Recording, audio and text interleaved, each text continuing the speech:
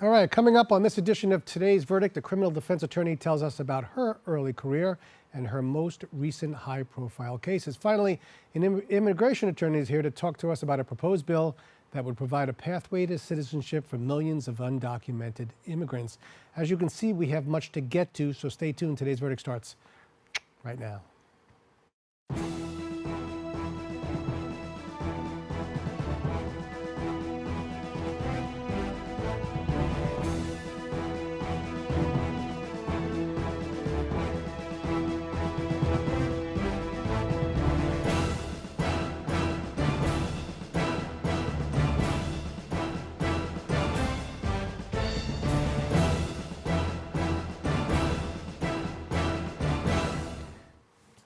All right, hello and welcome to Today's Verdict, the interactive show that gives you your legal rights and options. I'm your host and trial attorney, David Lesh. Well, Today's Verdict is always encouraging you to stay connected.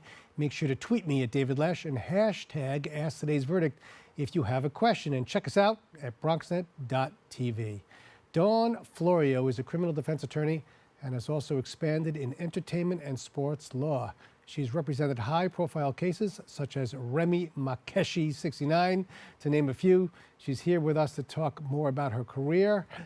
Dawn, I'm so happy you're here. It took us a while to get you here, but thanks for getting here. We really appreciate it. Thank you so much. It's a pleasure. Okay, we have a lot in common in terms of our history and in terms of a legal career, but I'm not being interviewed, you are. So tell us a little bit about you and what made you decide to become an attorney and maybe what path you chose. So my whole family basically was into law. My aunt, who's a retired appellate division judge, she sort of was a really great role model for me. And my brother's an attorney, my sister-in-law was an attorney, so it was sort of like a natural progression. But I actually just wanted to be a tennis player. I wanted to compete, but I just didn't find that would, on the long, down the line, that was going to be, something that, would be, sturdy, so to speak. So I decided to go to law school. I did a lot of internships to see where my interest would lie, and it took me to criminal law. Got to give a little plug to St. John's Law School, as we're yes. both alumni. When you were in law school, did you think criminal law was going to be for you, or no, did you look at a lot of the other actually, courses? I really wanted to be an entertainment and sports law attorney. However, I had no connections. I didn't know anybody. So basically, I started doing a lot of internships for judges, for legal aid, for the DA's office, for the courts, and that's how I found my passion. All right, let's get to the district attorney's office. You're a product of the Bronx. Tell us a little bit about what that was like. Because you were there for a while. Yeah, so I left in like 2000, and I was a senior trial attorney, and I did all the most high-profile cases in the Bronx. And I love that job because it gives you a lot of power to do the right thing. So it's not about just convicting people. It's about, investigating it to make sure you have the right person and to make sure that the police are doing their job as well. Okay. Now, at some point, you decided that you wanted to leave the prosecutor side and move to the defense side. How did that work? What made you decide to do that? So it's just all about, expanding. And so I was in a firm. I brought my brother into the law firm, and then I just went out on my own. And then now I have my own law firm on Madison Avenue. Okay, let's talk about your firm. Let's talk about the kind of work you do now. Tell the viewers what to expect if they were lucky enough to have you as their attorney. So I've been practicing for over 30 years, and I do every conceivable type of crime. I'm admitted in New York and New Jersey. I also do state and federal crimes. So basically, what my law firm does is just we are like a trial machine. So I'm always on trial. Since the pandemic, when a lot of clients. Yeah, how did that affect you? Because I know in my practice, most of my civil trials were basically shelved for a while. They were becoming virtual, but nobody was really doing it. What was it like in the criminal side in terms of trials? Were there any trials? So actually there weren't. So all the people that were incarcerated just really lost 2 years of their lives. So the pandemic didn't affect me financially because the federal government was still making arrests for big gang cases. So I was busy. Gun violence rose. So every other week I was getting like new gun cases. So I was super, super busy doing compassionate release for people that were incarcerated because of the pandemic. So it really had, I made a lot of money during the pandemic just because of the unfortunate circumstances. But those who were incarcerated, I guess they didn't have a chance to have a fair and speedy trial. No, so basically when I came back, when courts opened, I was the first murder trial. So from June of 2021 up until now, like I've won 12 consecutive murder cases that I've particularly concentrated on my clients that have been incarcerated because it's just unfair for them just to sit up for so long. Are most of these trials federal or state trials? Both, They state are and both. federal. Okay. Let's talk about some of your high-profile cases because you've had a few of them, if you can. Okay. I mean, we talked a little bit about one. I'm not pronouncing it correctly. You know, the Tekashi 6ix9ine. 6ix9ine. Tell us a little bit about that. So that was a case that my client was involved in the 9 Trade gang, and he basically, you know, it was a very crazy time that, you know, he was like the hottest rapper around. I didn't even know who he was when he called me to represent him. And then he first called me because he thought maybe federal charges were coming down, and I do a lot of federal cases. And then I didn't even really want to come on the team because I didn't know who he was. He was actually in Dubai at that time. Okay. And then I started representing him. How do you find these clients? Or, I mean, I know they find you, but I mean, how does that, we were talking a little bit off camera about social media now and talking a little bit about Instagram. How do you make the connections with so many of these rappers? Because you do represent so many of them. So I think it's just, I really started because one of my best friends is Fat Joe. So Fat Joe, I've heard of Fat. Most people have heard of Fat Joe's very, very famous. Yeah, he's like a brother to me, and I met him, and he doesn't really get in trouble. So a lot of the people he knew, so he started referring me cases, and I think it's just like my track record of just, you know, doing a lot of trials and just being, you know, helping the clients get through the process. And the word gets out. We were also talking a little about some of the bar associations you get involved with, which I think a lot of attorneys, you know, they don't do that stuff. They don't, you know, I certainly do this, at least for BronxNet. What do you do for, you know, pro bono or just really giving back to the community as well? So before I had my own law firm, I used to be president of a lot of different bar associations, but now I really concentrate my efforts in giving back to the community and also helping a lot of the young people really to educate them to stay away from gangs, to, tell them what not to do and tell them, you know, to be careful about what they post on social media because, you know, the government is watching. So I really try to do a lot of community work with one of my very good friends, Michelle Smalls in Harlem, and we give back to the young kids and we do lectures for them and just really help guide them through the process and just try to be positive role models for them. Do you find that it helps? Do you find that they thank you and that they do avoid violence sometimes based on some of the things that So, you know, we try them? to give people second chances and it's up to them. So we've had some success stories, but sometimes people just go back to what they're used to. So it's just a matter of, you know, an individual kind of fortitude of what they want to do. Do they want to get out of the life that they've been in and turn it around? Let's get a little political for a second, all right? We'll talk about bail reform because we have had an assembly member on this show discussing bail reform and changes in Albany. Things are stuck for a little while. What are your thoughts on bail reform? So I really agree with bail reform for nonviolent, you know, offenders or accused of being nonviolent offenders because a lot of people, if they don't have the money, they're going to be sitting in jail. So I agree with it. There's no bail for nonviolent and also for drug cases unless you're a major drug trafficker or an A1 felony. So at least you have a chance to get out and fight your cases. And there's no empirical data that people that are released are going to go back and reoffend.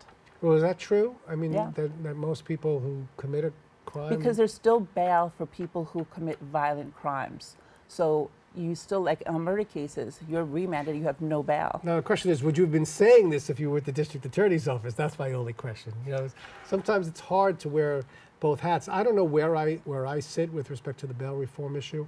You know, we all want crime to be reduced, but at the same time, we don't want to harass the population when they shouldn't be harassed. So I don't know where. I'm somewhere in the middle. Is that where Right, you're so I saying? mean, a person is presumed innocent, and the Yeah. people that are being detained, they have not been convicted of anything, and there are people who really are innocent. or don't deserve to be in jail.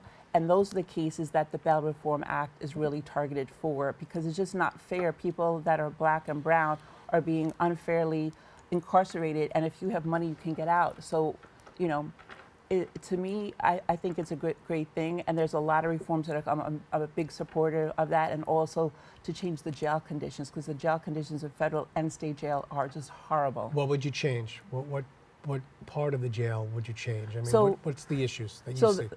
clients are not getting medical attention. Clients are in horrible situations where, like, the cells are dirty. There's a lot of violence in jail. So there's I've been to a few reforms. of those jails because I've had some cases where I brought actions against the Hunts Point barge, and I've been there. You know, I've seen flooding of showers. I've seen medical malpractice issues with respect to doctors not taking care of inmates. But it's always been bad. But it's certainly- worse now, it's worse now. especially during the pandemic. I mean, I basically go to Rikers Island for my state cases, like on Saturdays. Sundays, I usually go to the federal jail, so I'm in the jails all the time. And the horror stories that you hear, people can't even get treated for. I have one client who has an eye infection. Yeah. You can't get treated. There's just a shortage of staff. It's just outrageous.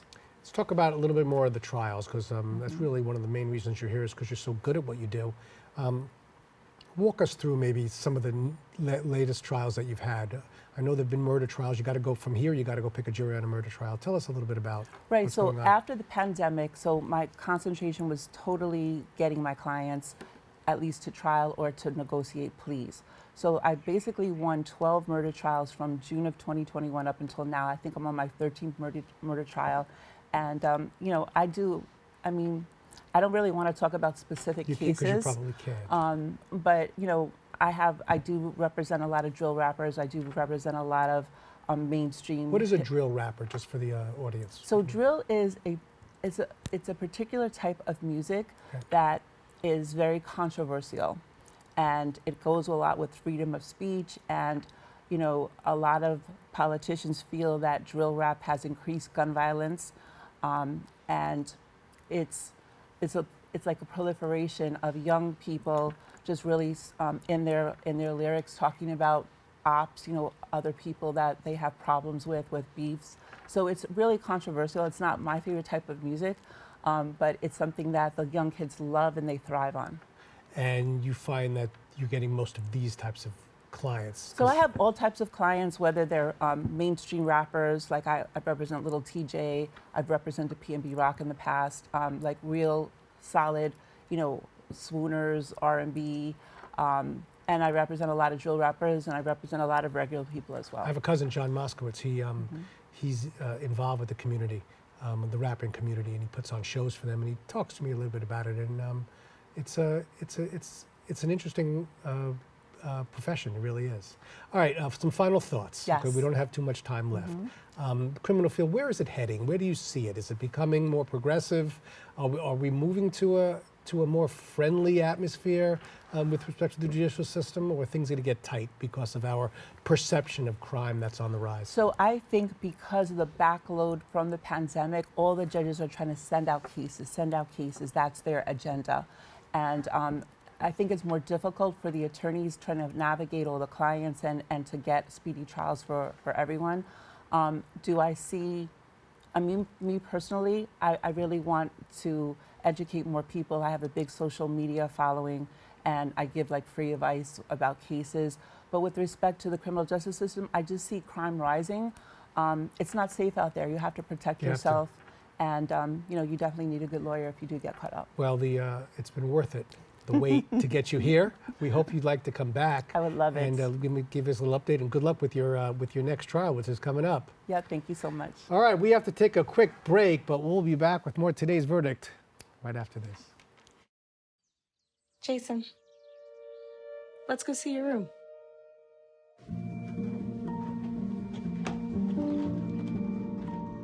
What do you think? We kept it a little spare, so you can decorate it how you like.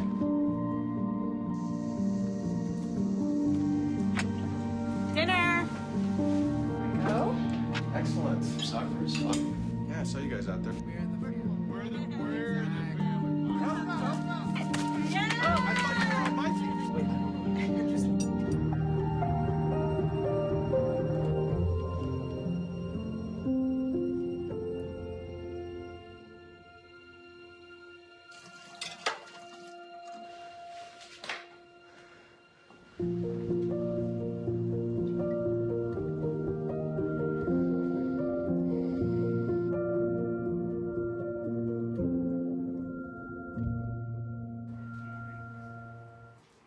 Okay, welcome back to today's verdict. I'm your host, David Lesh. We are always encouraging you to stay connected.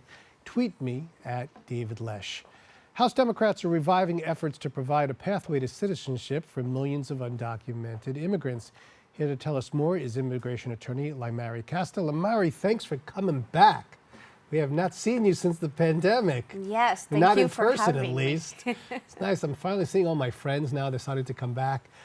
Listen, it's a hot topic. Immigration law is always a hot topic. What have you been doing? Tell me where you've been for the last 2-3 years. Busy work has gone on, even Right. during the pandemic. Obviously, we have faced closures and cases have gotten behind, but Are people still applying? I mean, is it the same kind of yes. client flow? I mean, listen, we hear about undocumented immigrants in the news every single night. But are people still knocking on the door saying, help me out and get me a green card? Absolutely. And programs have, programs like temporary status have been created for many countries that have had problems. So there are new things that have come up, so people are definitely applying. All right, so you haven't been here for a little bit, so I want you to tell the viewers a little bit of the kind of work you do, so they can make sure they reach out to you if they need you, which we always do when we need you. Tell us a little bit about you and kind of what made you start getting into immigration. Tell us a little bit about you. Okay, so I'm an immigration attorney. My practice focuses exclusively on immigration. And within immigration, I specialize in removal proceedings. But we do family-based immigration, consular processing, waivers, appeals. What does removal mean? What is that? Deportation. Deportation. The that's- big D, the one that people are more scared of. Talk a little bit about the political world right now before we get into the specific issues with respect to the pathway to citizenship. From what I see in terms of watching the news every night, is there always is some type of segment on the border crisis. What are your thoughts on that? The fact that people are trying to get into the country, are we making it harder? Are we making it easier for them? What do you think about that? Right. So there's a lot of controversial issues right now with the border crossing. And we have gone from Title 42, from suspension of that, and the separation of families during the last administration. That was a big issue, the separation of families, because you had them almost in cells, in different almost jail cells, where you would put, you would almost separate children from whoever brought them in, and they would be in almost like little compartments. It really seemed, like a horrendous way to treat people. Absolutely. And apparently there's still some families that are separated that have not been reunited since then. So border crisis, yes, it's still happening. We're getting thousands of people every day, which it's creating a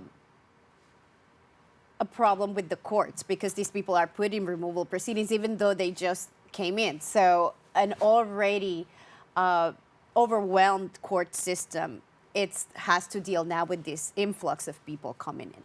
Yeah, it just keeps flowing because if they're coming in, and speaking of which, what I wanted to ask you also, which I've been meaning to ask you about, the busing of the immigrants from Texas to New York. What do you? And Florida. Florida. And, what are your to thoughts Martha's on? What are your thoughts on Vineyard. that? I don't agree. I mean, if some of them were put in these buses under false pretenses, telling them that they were going to go and be helped. If you're going to take somebody to another place and just drop them there, it's just wrong. There's no need for that. All right, let's get down to These people don't speak English, and they have no idea. That wasn't their final destination. So let's get down to the substance, because I do want to get back to that. But let's talk a little bit about the pathway to citizenship. Yes. Tell us a little bit about that, because it's really one of the main reasons you're here today. Absolutely. So there's a new bill that was introduced last week by some representatives, including New York representatives Payat and Meng. And basically, it's like reactivating the registry, which has been around since 1929. And what it is Well, let's talk about what did the 1929 Act say? What was that about? so what it is that if you have been here since certain date or before certain date, then you can apply for unlegal permanent residence. And the date, in 1921, it was people that were here before 1921, right? And throughout the years, they have I see in 1972, 1986. Correct. I did my homework, so it looks like they're constantly, re-examining this law and making little tweaks to it, I guess. So what they do is they move up the date so more people can qualify. But it hasn't been since 1986 that this has been used. And in 1986, it was for people that had been here before 1971. So it has been over 37 years that this law has not been used. And for people that were here before 1971. So that means that somebody could be here for 40 years and not be able to apply for residence. So tell me a little bit about the change exactly. So they're asking, again, this is a proposed bill, they're asking that people that are here for at least 7 years could apply for this. And obviously they're going to be heavily vetted and they cannot have serious criminal convictions. What's the process? Let's say somebody comes to you. We can walk somebody through, because many of the people who watch the show don't really understand how it works. Mm-hmm. They just know they want to become a U.S. citizen, but they don't understand the steps that come in. So I come into your office, mm-hmm. and I've been here for 8 years. Let's say this passes. Right. Okay, and I've been here for 8 years, and I come and see you, Lamari, I'm here, I want to become a citizen. What are you asking me? Like, where do you even start? That's a very good question. So criminal history, it's always a very important question. Obviously, any serious immigration violations like fraud, or if they have a previous order of deportation, of removal. And what does that do if you do? Because unfortunately, people are going to watch and they have some issues on their record. What happens if you do have this? Do you not take the case? Like, what do you do? No, we have to see first how serious their criminal history is. Also, if there's an order of removal, can we reopen the case? Again, this is a proposed bill, so we don't know the specific requirements and who's going to be not qualified for this. But usually we'll go over the record to see if it really can be done something. Sometimes there's waivers, which you can overcome criminal history or past Right, so deportations. It's not a done deal, even though Absolutely if you have. not. So the viewers should make sure it's very, very important. If you have any kind of issues that that involve something criminally related, you still should apply, because there are certainly things that you could probably do. The All right. important thing is that they do consult an attorney before applying, because the consequences could be worse. You could be deported if you if you apply for something that you shouldn't have. Shouldn't have. Okay, so Yeah. now I come to you and we go over the paperwork, and I hire you and we do what we need to do. By the way, just so people understand, they pay up front. How does it work in terms of hiring you? Do they pay certain monies along the way? Because so people understand how it works. It's not like there's a percentage that you're getting them. You're not getting monies like, say, in a personal injury action. Right. They're paying you for your services. How does it usually work? Well, immigration attorneys, sometimes they do flat fees, Yeah. and they tell you, okay, this is how much it's going to be. Sometimes they do hourly rates, so it all depends. And some people have payment plans, and, Right. and But or you work divide things, the. you work things out with them. Absolutely, Okay, yes. that's important to know. All right, so now I come to you. It's working. Client attorney relationship. What's the next step that you do now that you've decided you want to make me a citizen? How do you do it? Okay, so we go over your whole complete immigration history, family history, all your entrances. Some people, unfortunately, which is the case for a lot of people, they go back and forth, especially if a relative died. They go back to the country. They go back to the country, and that has very bad consequences. Why? Because unfortunately, there is a law that says that if you've been here over a year unlawfully and you leave the country and you re-enter illegally, you are permanently barred to apply for a green card, with very few exceptions. It's sad, because a lot of people have relatives in, whether it's the Dominican Republic or Puerto Rico or Colombia or anywhere, either London, anywhere. Right. So if you go back, so you shouldn't go back. You should stay here, apply. But when you're applying, though, will you be given permission to be able to go back to your country to see a loved one? Good question. In some instances, they do. It all depends. Again, there's so many benefits with immigration law, but for example, if you're the spouse of a U.S. citizen and you are applying for a green card, there is a travel authorization that you can go back while your application is pending, but again, each case is very Each case is specific. different, You so have it's to not- talk to an attorney before you go and embark in We're traveling. not talking to attorney. We're talking to you. That's what we're going to do. All right. So now let me ask you a question. You made the application. Yes. Where are you applying? Are you applying in a particular federal court? Are you applying to an agency? Where do you apply? So there are different applications that are put in different agencies, but most family-based immigration or employment-based is done with the immigration services. Now, if your relative is abroad and you're petitioning for your mother or your spouse or your child that it's not living in the United States, you also have to go through consular processing with a U.S. consulate in the country abroad. Now, years ago, my mother used to practice this type of law, and she used to tell me that the law was constantly changing. Every 6 months, she almost had to take a refresher course because it was always changing. Do you find that the laws are, I mean, listen, you're talking to us today about the pathway to citizenship. This could be a complete change. Are the laws always changing with immigration law? Yes, at least I've been practicing for over 17 years, and in the years that I have been practicing, sometimes we have a couple of changes a day. So A day? A day, especially, I will say, for the last 8 years, absolutely. And you have to let the clients know that. Sometimes it changes their status. Am I You know, I do have to let them know, but I have, you know, I know from my clients in the immigrant community, they're always looking at the news. They sometimes they see it before I am. I am in court, and by the time I turn on my already phone, see they it. already, like, did you hear this? Did you hear this? So I think they are, for the most part, very well educated when it comes to changes. Final thoughts. Yes. A tip or two you may want to give the public who's watching right now. They don't know what to do. They're a little bit nervous. What do they do? I always say, don't wait until there's a change of law. Start now. If you have not talked to an immigration attorney, this is the time to do it. Why? Because maybe there's things that you could start doing in preparation. For example, if the bill passes, if you need to get criminal records or request your records from the immigration court, this is the time to do it. Don't wait until everybody's doing it, because then it's going to take a long time. Lamari Costa, our favorite immigration attorney. You come back, right? Absolutely. All Thank right. you for In having person, me, that's where we David. want to see you. Yes. All right, well, that's all the time we have for today. I'd like to thank our guests for joining us, and of course you, the viewers, for watching. If you missed any part of today's show, be sure to check it out at bronxnet.tv. Also remember, if there is a legal issue or topic you'd like to see on a future edition of Today's Verdict, feel free to contact me at davidlesh@bronxnet.org or tweet me at davidlesh, and make sure to hashtag #AskToday'sVerdict. For myself and all of us at Today's Verdict, always remember, know your rights, know your issues, reach a verdict. I'm David Lesh, and we'll see you again in 2 weeks with an all-new episode of Today's Verdict right here on BronxNet. Take care.